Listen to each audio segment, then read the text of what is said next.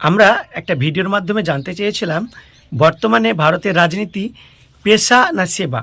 তো অনেকে অনেক রকম মতামত দিয়েছেন। তো তাদের মতামতের ভিত্তিতে আজকে ভিডিওটা বিস্তারিত। অনেক রাজনীতিবিদ এই রাজনীতিকে আর্থিকভাবে লাভজনক পেশা ও ক্ষমতা ও সম্পদের বর্তমানে লক্ষ্য হয়ে দাঁড়িয়েছে। দলীয় নেতৃত্ব থেকে শুরু করে অনেকেই এই রাজনীতিকে একটি ব্যবসা ও চাকরি হিসেবে দেখেছেন, কারণ এখানে পদোন্নতি, বিভিন্ন সুযোগ সুবিধা এবং দুর্নীতির মধ্যে আয় আছে।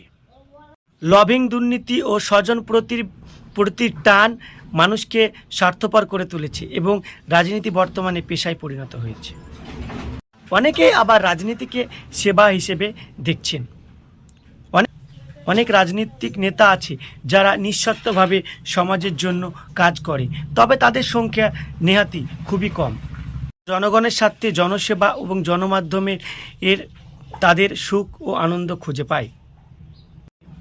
তবে বর্তমান রাজনীতি হলো সেবা ও পেশার সংমিশ্রণ, যার মধ্যে ব্যক্তিগত স্বার্থ বেশি প্রাধান্য পেয়েছে এবং জনকল্যাণ মাত্র নামমাত্রই করে কিছু রাজনীতিবিদ, এবং কিছু রাজনীতিবিদ তারা নিঃস্বভাবে কাজ করে চলেছে। এই রাজনীতিবিদদেরকে এই পেশা থেকে সেবায় আনতে গেলে তাদের নৈতিকতা আঙুল তুলে দেখাতে হবে, জনগণকে প্রশ্ন করতে হবে এবং ভোটের মধ্যে স্বচ্ছতা আনতে হবে এবং জনগণকে শুধুমাত্র ধর্মনিরপেক্ষ ভোট করতে হবে এবং দেশের স্বার্থে এবং জনগণের স্বার্থে যেন কাজ করে সেরকম মানুষকে তাদের প্রতিনিধি হিসাবে বেছে নিতে হবে, যেখানে জাতি, ধর্ম, বর্ণ নির্বিশেষে মানুষকে মানুষ হিসাবে, প্রতিনিধিত্ব হিসাবে বেছে নেবে।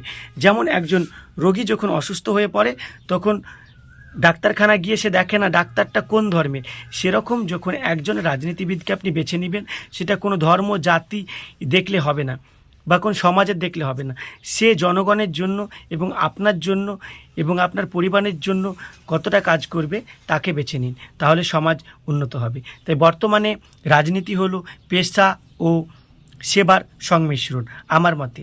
আপনার মতামত কমেন্ট করে জানাবেন।